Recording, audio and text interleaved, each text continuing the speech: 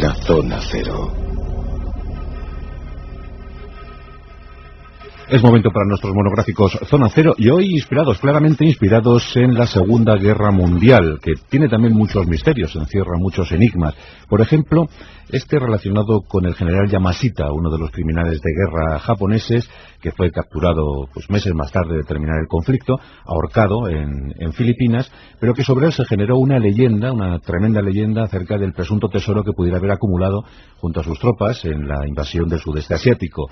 Bien, parece que este tesoro fue repartido en determinados puntos de las Filipinas, y eso es decir mucho, porque son unas 7.000 islas, y que se sigue buscando el tesoro de Yamashita, pero realmente existió el tesoro de este general japonés.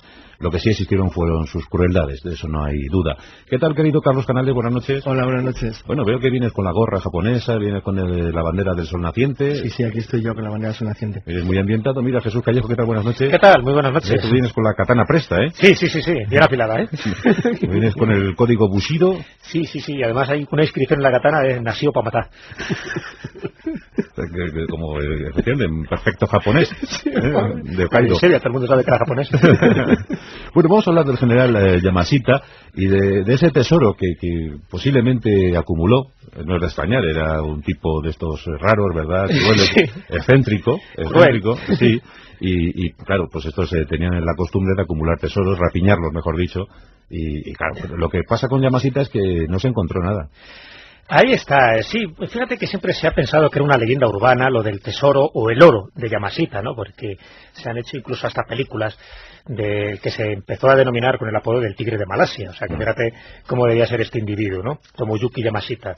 Y es verdad que se empezó a decir, al poco de terminar la contienda de la Segunda Guerra Mundial, que este hombre pues había acumulado muchísimas riquezas, pero no a lo largo de un año ni de dos, sino de todos los años que él estuvo pues en distintos países del sudeste asiático, ¿no? Incluido Filipinas. Entonces, una de las misiones que tenía, que no era suya, por supuesto, sino que también procedía directamente del emperador, incluso tiene hasta todo un nombre, ¿no? La operación, que ahora la comentaremos, que sería la operación Lis de Oro, que era apropiarse de todo bien que se encontrara en cualquier templo, en cualquier lugar, y que se fueran acumulando, ¿no? Y estamos hablando de riquezas, de oro, de plata, de joyas, de imágenes religiosas, de todo que supusiera pues un valor económico. ¿Por qué? Porque no tenían muy claro que la guerra pudiera terminar en el 45, se podría prolongar, y incluso aunque se prolongara o se terminara incluso antes de lo que ellos tenían previsto, era como una especie de riqueza que les podría servir a ellos para reconstruir el país. Entonces, con esa idea básica es como empieza a surgir esa leyenda urbana, que no se sabía muy bien si tenía visos de credibilidad, hasta que posteriormente empiezan por lo que ocurre con estos casos, ¿no? Empiezan a surgir rumores de que realmente sí que encontró un tesoro que fue acumulando a base de expolios muchísimo dinero. Estamos hablando de una de las cifras incluso modestas de las que están barajando, estamos hablando de $1.000 millones, que sería el equivalente actual, y que lo fue enterrando en distintos lugares de Filipinas. Incluso se habla de 150 lugares, de los cuales algunos se han encontrado, se han localizado, y otros todavía están por localizar, y por eso, fíjate, incluso hoy día se siguen organizando expediciones, prácticamente todas clandestinas, porque el gobierno filipino nunca da autorización. Otra cosa es que Ferdinand Marcos, que ahora hablaremos, sí sabía la ubicación de algunos de sus escondites, pero incluso ahora, actualmente, se siguen buscando algunas de las ubicaciones, porque se sabe que todo ese tesoro que se presume que consiguió Yamashita no se ha podido localizar, no se ha alcanzado todavía. Una leyenda tremenda. Podemos incluir un pequeño anexo en este monográfico, Carlos, si te parece, sobre las leyendas generadas en torno a las unidades militares japonesas que no se rindieron, ¿verdad? Sí, porque, como sabéis, es una historia que no acaba nunca, porque el último caso se ha dado hace apenas unos meses. Y además es curioso porque por ubicación geográfica el lugar donde más ha ocurrido fue en Filipinas. Bueno, antes quería contar unas pequeñas cosas para complementar lo que ha narrado Jesús. Sí. Y bueno, pues ayudar quizás un poquito también más a que los oyentes tengan una idea algo más clara de lo que significaba. Evidentemente es cierto, le llamaron el tigre de Malasia. Bueno, el primero era Sandokan, ¿no? Pero este lo era de verdad. Estuvo en la mente de Milton. Él empezó a acumular, como ha dicho Jesús, las riquezas. También es importante también para que nuestros oyentes lo ubiquen, no en el año 41, es decir, durante el ataque a Pearl Harbor, sino que el proyecto que acaba de citar Jesús como operación secreta comenzó con la invasión de China en el año 1937. De esa manera, era más tiempo, con lo cual no nos referimos solamente a lo que se había encontrado en China y Manchuria, sino también a lo que posteriormente pudieron conseguir conseguir en Birmania, en Malasia, es decir, en las Indias, en lo que es Indonesia y en las propias Filipinas. O sea, 8 años de rapiña. Claro, de verdadera rapiña. Se sabe por lo que bueno, y luego veremos qué pistas se conducen de manera muy directa al tesoro, que aparte de lingotes de oro y de plata había obras de arte, piedras preciosas, antigüedades chinas, sedas, las cosas más bellas, hermosas y ricas que se podían encontrar en los templos. Que las pagodas fueron muy frecuentadas. Exacto, o en los grandes centros. Bueno, sí. En el caso de Filipinas se llegó incluso a hablar del saqueo de iglesias y catedrales cristianas. Es decir, bueno, era una especie de búsqueda sistemática de todo lo que podía significar riqueza que les pudiera permitir en el futuro salir mejor parados del desastre que se avecinaba. Una cuestión militar sobre Yamashita. Yamashita, cuando los americanos llegan, cuando MacArthur desembarca en el año 44 en Filipinas, los japoneses en Filipinas no se rindieron en ninguna parte. Combatieron hasta el final. De hecho, Yamashita se rinde en la zona norte de Filipinas el 3 de septiembre del 45, es decir, al día siguiente de la firma de la rendición en el Missouri, en el acorazado Missouri. Lo que quiero decir con esto es que no se rindió ni después de las bombas atómicas. Eso es. Combatió todo lo que pudo y, a raíz de la rendición suya, luego, como bien has contado al principio, fue condenado por crímenes de guerra y ahorcado en el año 46, el 23 de febrero. ¿Dónde fue ahorcado? Fue ahorcado al lado de Madrid. Madrid, Filipinas. Bueno. Sí, en una población pequeñita que se llamaba Los Baños, que había sido una antigua guarnición española. En el 46 la cosa no estaba muy bien en Madrid, precisamente. Sí, la ciudad más próxima era Madrid y la ahorcaron en las prisiones de Madrid. En Madrid, Filipinas. Sí, en Madrid, en un árbol de mango. Sí. En un árbol de mango. Sí. Esos detalles. Él se rinde en Campo Yonhei y bueno, una de las pistas que apunta al tesoro es precisamente a la rendición. Cuando se cumplieron 60 años de la rendición de Japón, el Philippine Daily Inquirer, un periódico de Manila, hizo una investigación muy seria sobre qué había de verdad en una cosa que, bueno, en Filipinas formaba parte no solo de las leyendas urbanas, sino de un auténtico mito y leyenda popular ya real, puesto que cualquiera que quiera puede intentar comprar, si quiere, mapas reales del tesoro de Yamashita en internet, se venden muchos. Sí. Y lo cierto es que, al ser una leyenda tan popular, volvieron a hacer una especie de investigación más seria para ver qué había detrás del tesoro o qué pruebas podían más o menos sostener la creencia de que verdad ese tesoro existía. Bueno, pero tesoro debió existir porque, claro, sí, por supuesto existió, las piezas estarían catalogadas y faltarían. Claro. Bueno, no es Europa, no es como pasó con el caso de los nazis, sí. Pero sí, más que piezas catalogadas, lo que había era una enorme cantidad de denuncias y demandas que hacían referencia a piezas o objetos que habían desaparecido en diversas formas. Pero hay que tener en cuenta que, cuando digo que no es Europa, es, primero, no existían catálogos nacionales a sentido europeo. Segundo, no todo estaba o formaba parte de un patrimonio nacional, como en el caso de las naciones de Europa, o de patrimonios individuales que se pudieran acreditar. De manera que, si eso lo unimos, la inestabilidad en que entraron la mayor parte de los países del este de Asia al acabar la guerra mundial, China entra en guerra civil. Indonesia en guerra de independencia. China retoma la guerra civil. Vuelve a la guerra civil. Es. Indonesia entra en un conflicto con los holandeses, Vietnam con los franceses, Birmania y Malasia con las guerrillas comunistas. Es decir, los ingleses. El desmoronamiento general que existe del orden establecido hizo que no se pudiera saber con exactitud, igual que ha ocurrido, por ejemplo, con las famosas obras de arte perdidas o apropiadas por los nazis en Europa. E incluso en el caso de los europeos se sabe que hay miles de obras de arte todavía no localizadas de la época de la Guerra Mundial. La más famosa obviamente es el Salón de Ámbar, pero hay muchísimas más. Imaginaros, al que por cierto habría que dedicar un monográfico. Sí. Pues imaginaros en el caso del este de Asia. Lo que sí se sabe es que la investigación del diario de Manila que he citado llegó incluso a contactar con Domingo Paigón, que es un anciano de la tribu Ifugao, una tribu de la zona, que tenía 90 años en aquel entonces, cuando se hizo la entrevista, pero que fue, cuando era joven, testigo de la rendición de Yamashita a los norteamericanos. Entonces, saben perfectamente, digo, él menciona de manera muy segura, que durante los días anteriores las tropas japonesas que estaban ubicadas en la zona hicieron esfuerzos enormes por mover enormes cantidades de material y cosas que no se sabía muy bien lo que eran hacia lugares remotos y desconocidos en las montañas y en la jungla. Hay que tener en cuenta que el interés japonés por mantener de alguna manera abierta la posibilidad de la guerra en Filipinas, por una razón quizás de protección a su propia isla, se mantuvo hasta muy el final de la guerra mundial, lo cual ha hecho ver, como luego veremos las pistas que hizo el tesoro, incluso una parte muy interesante, y es si una parte sustancial, lo más valioso, no quiero decir lo más pesado o grande, sino pequeños objetos muy valiosos hubieran podido ser enviados a Japón. ¿Por qué? porque todavía incluso en febrero de 1945 los japoneses llegaron a hacer varios contraataques con paracaidistas contra campos aéreos norteamericanos en Filipinas, en un intento desesperado ya al final de la guerra de intentar evitar que los norteamericanos tuvieran puntos cercanos para bombardear el Japón. Pero igual que hicieron eso, aviones que partían de Filipinas podían haber alcanzado Japón perfectamente, con lo cual es posible que una parte, al menos sustancial del tesoro, acabara en Japón. Bueno, pues vamos a ver, después de lo de Leyte, después de la batalla del Golfo de Leyte, la verdad que aquello fue un auténtico pase militar para los norteamericanos, pero aún así tenemos aquí un tesoro, un presunto tesoro, Jesús, en el que hay miles y miles de elementos, de piezas, de 1.000 millones de dólares. 1.000 millones de dólares en oro, ¿eh? Y eso ya es difícil camuflarlo, ¿no? Es muy difícil camuflar, de hecho, hay toda una conjura, esto sí que es una conspiración hecha y derecha. En gran parte sabemos algo por un libro que se publicó no hace demasiado tiempo por Peggy y Sterling Seagrave, dos hermanos. Evidentemente Yamashita no habló, ¿no? No habló. Lo malo es que cuando le... Bueno, ¿quién dice que sí? Luego veremos qué de todo. Sí, efectivamente. Pero bueno, hay una conspiración por ahí muy bonita. Cuando le ahorcan, se ahorca aparte de un personaje sanguinario, ¿no? Que solo ya en la masacre de Manila, pues antes de rendirse, pues mueren... Qué cosa más absurda lo de Manila. Mueren más de 100.000 civiles que se podían haber evitado esas muertes. Bueno, pues mueren por culpa de este personaje de Yamashita.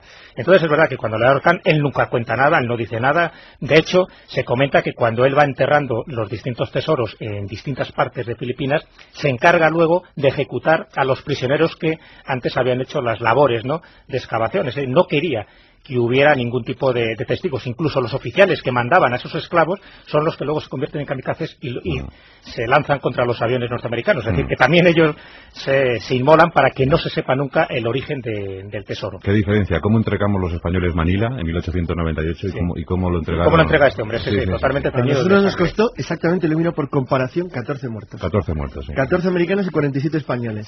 Sí. Claro, y este tío dejó matar a 100.000 personas en un combate callejero salvaje. Sí, no cuentan japoneses. Claro, no cuentan los demás, ¿no? Que fue una auténtica masacre. De hecho la llaman así, la masacre de Manila. No, es que combatieron con los civiles dentro de las casas y les dio igual, se les dejaron que los mataran. Ardió la casa. Daba igual. Sí. Entonces, bueno, pues el hecho es que llegaba hasta ese extremo, ¿no? Lo va escondiendo por todos los sitios y bueno, ¿y qué ocurre a partir de ahí?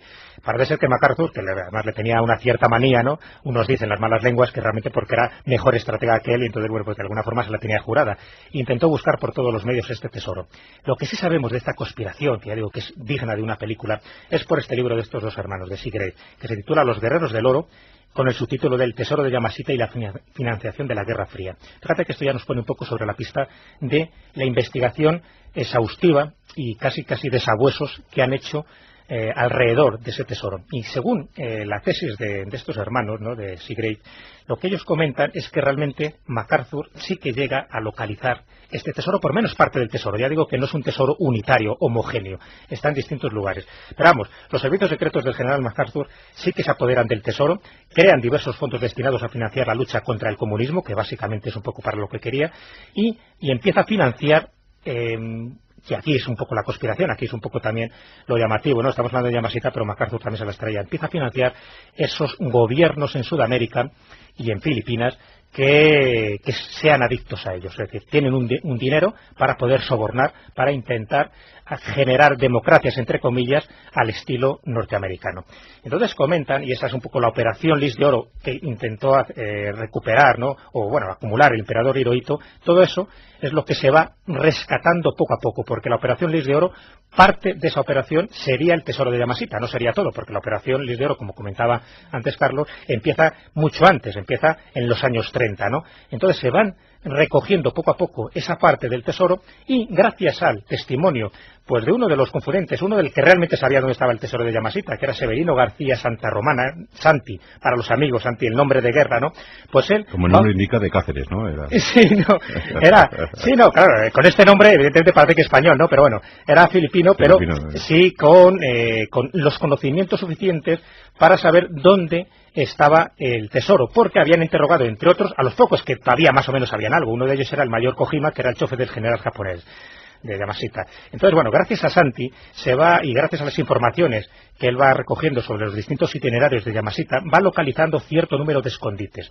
Así que Santi se convierte entonces en el guardián del tesoro de Yamashita y gracias a eso va consiguiendo información también MacArthur para saber dónde se va encontrando este dinero y lo va recaudando. Y de hecho se comenta que se crea a partir de ese momento, gracias a este dinero que se va recuperando, el Fondo de la Lucha contra el Comunismo, que lo bautizan Águila Negra. Bueno, pues ese Águila Negra, ese fondo contra la lucha del comunismo, y por lo tanto para poner también a dictadores muy de la órbita de Estados Unidos, pues se genera con este tesoro que, según la tesis de este libro que acabo de citar, es dispersado en 170 cuentas bancarias abiertas en 42 países diferentes. Es decir, se intenta ocultar el rastro. Por eso es lo curioso de este tesoro, que no solo ya tiene un misterio en el momento que es ocultado, sino que cuando se recupera en parte se hacen todos los intentos posibles, en este caso ahora por el gobierno norteamericano, para que también se disperse y se oculte. Pero llega a manos también, en parte, de Ferdinando Marcos, y él también hace de las suyas, y ahora comentamos. O sea que el tesoro de Yamashita puede estar en cualquier cuenta corriente suiza ahora mismo, o lo que queda de él, porque también vamos a decir que son 60 millones gastando, ¿no? Claro. Y luego parte pues en los zapatos, a lo mejor, de Imelda, ¿no? De Imelda, iba a decir, sí. La acusación filipina más importante, sobre todo después de la muerte de Marcos y del restablecimiento de la democracia en Filipinas, fue que parte del dinero del tesoro de Yamashita sirvió para financiar, controlado en cierto modo por los norteamericanos, pero sirvió para financiar a uno de sus hombres amigos, es decir, en concreto al dictador Ferdinand Marcos, durante el tiempo larguísimo que duró su oprobioso gobierno sobre las islas. Si esta teoría es cierta, y tiene muchos visos de serlo, no quiere decir con esto que se encontrara la totalidad de lo que Yamashita había enterrado, sino que por lo menos una parte sustancial le pudo ser revelada, bien porque le arrancaran hasta el último diente antes de ahorcarle, o bien porque alguno de sus confidentes o de sus secuaces más próximos confesara antes de verse enfrentado a una pena de cárcel muy larga o directamente a una pena de muerte. Lo que sí que es verdad es que parte no fue encontrado, se sabe porque de vez en cuando, en ciertos puntos de Filipinas, se sigue localizando de vez en cuando, pues bueno, tesoros suficientemente sorprendentes como para pensar que formaban parte de algo mayor. Así, por ejemplo, Rogelio Rojas, un arqueólogo filipino en 1970, es un conocido cazador de tesoros, cerca de Baguio, que era la antigua capital, una de las pequeñas zonas, por decir una manera, pues como de descanso veraniego que había cerca de Manila durante la época de la colonia española, y que por cierto es donde se refugia Yamashita nada más perder Manila, pues encontró un Buda de oro sólido de 3 pies de altura, que no está nada mal, y algunos elementos que daban a entender que aquello formaba parte de algún tesoro mucho mayor. Un Buda de oro sólido de un metro, claro, 3 pies, 1 metro de altura. Un metro de altura. Fíjate, bueno, hizo el negocio de su vida, claro. Sí. Entonces, bueno, a veces es cierto que con una sola pieza ya haces ya el negocio de toda tu vida, pues imagínate lo que podía haber sido aquello. Dice, esto me lo funde y me lo dan anillos. Sí, pero puede ser algo... puede ser realmente espectacular. Pero... Claro, por otro lado se ha llegado a extremos verdaderamente de psicosis. Por ejemplo, hace poco tiempo, en el año 2002, en el 2003, hace apenas 3 años, se desenterraron 67 tumbas de un cementerio japonés en Davao. Es decir, los abrieron los cazadores de tesoros. Sacaron a todos los restos, los huesos que había por allí, escarbando a ver si en el cementerio había algo más. Igual que el propio gobierno filipino tuvo que intervenir para efectos de temas realmente peligrosos, como por ejemplo la obsesión en excavar los túneles y trincheras que los japoneses habían hecho en la zona donde presentaron la última resistencia los norteamericanos, donde lo hicieron estilo Okinawa, es decir, fortificaron colinas enteras llenas de agujeros y de pozos, donde aparte de balas, restos de metralla y huesos de los que quedaron allí, pues claro, todavía quedan restos de explosivos o de trampas, y entonces bueno, eso puede generar daños como por ejemplo en el año 2002 hubo 4 heridos y un muerto cuando excavaban un túnel en una antigua posición japonesa en la isla de Cebú. Entonces hay que tener cuidado con esas cosas porque realmente no es muy seguro, pero aún así la obsesión es de tal amplitud, está todo el mundo tan convencido de que esto es un mito real, que claro, pues genera problemas como este. No, y lo que decía Jesús, que si encima se han encontrado algunos emplazamientos, ¿verdad? Sí, claro que sí. Con tesoros, pues... Este ejemplo que te he dicho del Buda de 3 pies... Claro, o sea, se supone 150 lugares distintos. 150, claro, y digo 150 porque, claro, siempre que hay un tesoro de esta envergadura, ¿no? Y fíjate que no es demasiado conocido, ¿no? Porque hay muchísima gente que no sabía, bueno, ni de la existencia de Yamashita ni por supuesto de este tesoro. Y hay incluso novelas, ya digo, y hay películas. Recomiendo una novela que es el Cryptonomicon de Neil Stephenson, muy conocida, ¿no? Y que en parte, bueno, digo, pues un cacho novela gigantesca, ¿no? Casi 1000 páginas, pero en parte está basada en el supuesto tesoro de Yamashita que se encuentra y que sirve luego para financiar otro tipo de sociedades secretas, ¿no? Pero bueno, la de Neil Stephenson, que es un bestseller auténtico, sirve también para poner sobre el tapete, ¿no?, el asunto. Entonces, lo que te quiero comentar es porque alrededor de estas noticias siempre surgen investigadores extraños que dicen o aseguran haber encontrado o tener por lo menos localizado este tesoro. Y cito un caso que es de un investigador valenciano que en un periódico allí de Valencia, el Mercantil Levantino, del 18 de junio de 1995, llamado Alberto Canosa, este investigador, él comenta que sabe dónde están estos 150 emplazamientos del tesoro de Yamashita.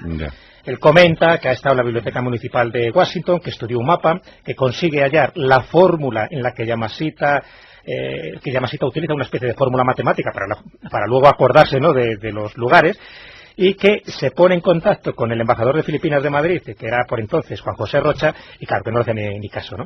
Y entonces, bueno, te lo comento un poco porque él sigue todavía en el 2006 actualmente insistiendo que sabe dónde están las ubicaciones de esos 150 lugares. Bueno, dice que ya 149, no. Que hay uno que ya se ha encontrado, ¿no? Esos y otros. Esos y otros, efectivamente. Sí. Entonces, bueno, esto siempre se genera, ¿no?, se genera que haya muchos investigadores de este tipo que, lógicamente, sin aportar ninguna prueba, te van, bueno, pues eso, quieren asumir un poco la responsabilidad, con una buena financiación, evidentemente, la responsabilidad del hallazgo de estos tesoros, y que pasa el tiempo y, por supuesto, no lo encuentran.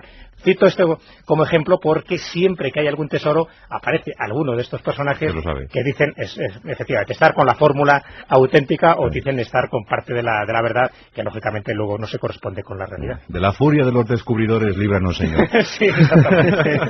Bueno, pues hemos averiguado muchas cosas interesantes sobre este misterio de la historia, además no tan lejano, el tesoro del general Yamashita en las Filipinas, y eso gracias a los espléndidos Jesús Callejo y Carlos Canales. Muy bien, Jesús, pues ponte este kimono, ponte este kimono que te va a quedar muy mono. Toma esta cinta para el pelo donde pone Banzai, y para ti, Carlos, este lanzallamas. Vale. Ya sabéis. Pero apunta para otro lado. General japonés, lo que sí existieron fueron sus crueldades, de eso no hay duda. ¿Qué tal, querido Carlos Canales? Buenas noches. Hola, buenas noches. Bueno, veo que vienes con la gorra japonesa, vienes con la bandera del sol naciente. Sí, aquí estoy yo con la bandera del sol naciente. Eres muy ambientado. Mira, Jesús Callejo, ¿qué tal? Buenas noches. ¿Qué tal? Muy buenas noches. Tú vienes con la katana presta, ¿eh? Sí, bien afilada, ¿eh? Vienes con el código Bushido. Sí, además hay una inscripción en la katana de nacido para matar. Como efectivamente, perfecto japonés. De Hokkaido. En serio, todo el mundo sabe que era japonés. Bueno, vamos a hablar del general Yamashita y de ese tesoro que posiblemente acumuló. No es de extrañar, era un tipo de estos raros, ¿verdad? Bueno, excéntrico, sí. Y claro, pues estos tenían la costumbre de acumular tesoros, rapiñarlos, mejor dicho. Y claro, lo que estamos hablando de una de las cifras, incluso modestas, de las que están barajando, estamos hablando de $1.000 millones, que sería el equivalente actual, y que lo fue enterrando en distintos lugares de Filipinas. Incluso se habla de 150 lugares, de los cuales algunos se han encontrado, se han localizado, y otros todavía están por localizar, y por eso, fíjate, incluso hoy día se siguen organizando expediciones, prácticamente todas clandestinas, porque el gobierno filipino nunca da autorización. Otra cosa es que Ferdinand Marcos, que ahora hablaremos, sí sabía la ubicación de algunos de sus escondites, pero incluso ahora, actualmente, se siguen buscando algunas de las ubicaciones, porque se sabe que todo ese tesoro que se presume que consiguió Yamashita no se ha podido localizar, no se ha alcanzado todavía. Una leyenda tremenda. Podemos incluir un pequeño anexo en este monográfico, Carlos, si te parece, sobre las leyendas generadas en torno a las unidades militares. Pasa con Yamashita es que no se encontró nada. Ahí está, sí, fíjate que siempre se ha pensado que era una leyenda urbana lo del tesoro o el oro de Yamashita, ¿no? Porque se han hecho incluso hasta películas que se empezó a denominar con el apodo del tigre de Malasia, o sea que fíjate cómo debía ser este individuo, ¿no? Tomoyuki Yamashita. Y es verdad que se empezó a decir, al poco de terminar la contienda de la Segunda Guerra Mundial, que este hombre pues había acumulado muchísimas riquezas, pero no a lo largo de un año ni de dos, sino de todos los años que él estuvo pues en distintos países del sudeste asiático, ¿no?, incluido Filipinas. Entonces, una de las misiones que tenía, que no era suya, por supuesto, sino que también procedía directamente del emperador, incluso tiene hasta todo un nombre, ¿no?, la operación, que ahora la comentaremos, que sería la operación Lis de Oro, que era apropiarse de todo bien que se encontrara en cualquier templo, en cualquier lugar, y que se fueran acumulando, ¿no? Y estamos hablando de riquezas, de oro, de plata, de joyas, de imágenes religiosas, de todo que supusiera pues un valor económico. ¿Por qué? porque no tenían muy claro que la guerra pudiera terminar en el 45, se podría prolongar y incluso aunque se prolongara o se terminara incluso antes de lo que ellos tenían previsto, era como una especie de riqueza que les podría servir a ellos para reconstruir el país. Entonces, con esa idea básica es como empieza a surgir esa leyenda urbana, que no se sabía muy bien si tenía visos de credibilidad, hasta que posteriormente empiezan por lo que ocurre con estos casos, ¿no? Empiezan a surgir rumores de que realmente sí que encontró un tesoro que fue acumulando a base de expolios muchísimo dinero. La Zona Cero. Es momento para nuestros monográficos Zona Cero, y hoy claramente inspirados en la Segunda Guerra Mundial, que tiene también muchos misterios, encierra muchos enigmas. Por ejemplo, este relacionado con el general Yamashita, uno de los criminales de guerra japoneses, que fue capturado meses más tarde de terminar el conflicto, ahorcado en Filipinas, pero que sobre él se generó una leyenda, una tremenda leyenda acerca del presunto tesoro que pudiera haber acumulado junto a sus tropas en la invasión del sudeste asiático. Bien, parece que este tesoro fue repartido en determinados puntos de las Filipinas, y eso es decir mucho, porque son unas 7.000 islas, y que se sigue buscando el tesoro de Yamashita, pero realmente existió el tesoro de este general.